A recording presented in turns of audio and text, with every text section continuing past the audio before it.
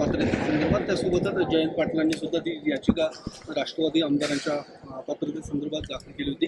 काय तुमच्याकडे नेमकी माहिती आहे? नाही, आपल्याला माहीतच आहे की अपात्रतेसंदर्भातल्या याचिका या अध्यक्ष कार्यालयात फाईल झालेल्या आणि त्यावरती आम्ही सुनावण्याही चालू केलेल्या आहेत.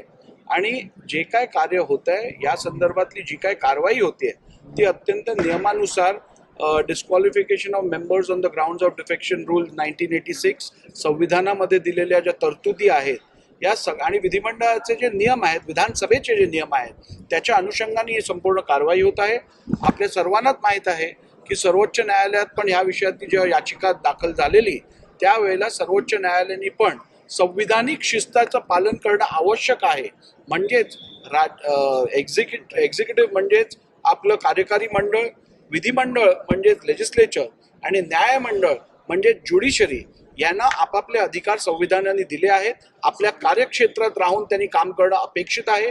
अध्यक्षांचे अधिकार हे अबाधित ठेवत अध्यक्षांवरतीच या याचिका ठरवण्याची जबाबदारी सुप्रीम कोर्टाने दिलेली आहे आणि त्यामुळे कुठेही संविधानाचा अवमान होणार नाही. जसं विधिमंडळ एक इंडिपेंडेंट संस्था आहे तसंच न्यायप्रणाली म्हणजेच आपली ज्युडिशरी एक इंडिपेंडेंट संस्था आहे. यांचाही मान राखणं हे आमचं कर्तव्य आहे. त्यामुळे सर्वोच्च न्यायालयाच्या आदेशाचा कुठेही अवमान न होता संविधानिक तरतुदींचं पालन करत आणि विधिमंडळातल्या विधानसभेच्या नियमांचं सर्व पालन करून योग्य वेळेला हा निर्णय घेतला जाईल. हा निर्णय घेण्यासाठी जेवढा वेळ आवश्यक आहे तेवढा वेळ दिला जाईल. नैसर्गिक न्यायाच्या तत्वावरती सर्वांना आपली संधी दिली जाईल आपलं म्हणणं मांडण्यासाठी. आणि त्यामुळे मी आपल्या माध्यमातून राज्यातील आणि देशातील जनतेला आश्वासित करू इच्छितो की हा निर्णय घेताना कुठच्याही प्रकारचा दिरंगाई केली जाणार नाही आणि त्याचप्रमाणे कुठच्याही प्रकारची घाई केली जाणार नाही ज्यातून मिसकॅरेज ऑफ जस्टिस होऊ शकेल. आणि मला खात्री आहे की लवकरच आपण या संदर्भातला निर्णय घेऊ. सुप्रीम कोर्ट नोटीस द्यावी लागते तुम्हाला, ही दिरंगाई नाही. हे बघा, एक लक्षात घ्या आर्टिकल 32 आणि आर्टिकल 226 खाली या देशातला कोणताही नागरिक सुप्रीम कोर्ट किंवा हायकोर्टमध्ये याचिका दाखल करू शकतो. याचिका दाखल केली म्हणजे त्यांनी मांडलेली बाजू ही सत्य असा कायदा नाही आहे. एखादी याचिका फाईल झाल्यानंतर नोटीस इश्यू केली जाते. नोटीस इश्यू केल्यानंतर दोन्ही बाजूचं म्हणणं ऐकून कोर्ट ह्या विषयातला न्याय देते.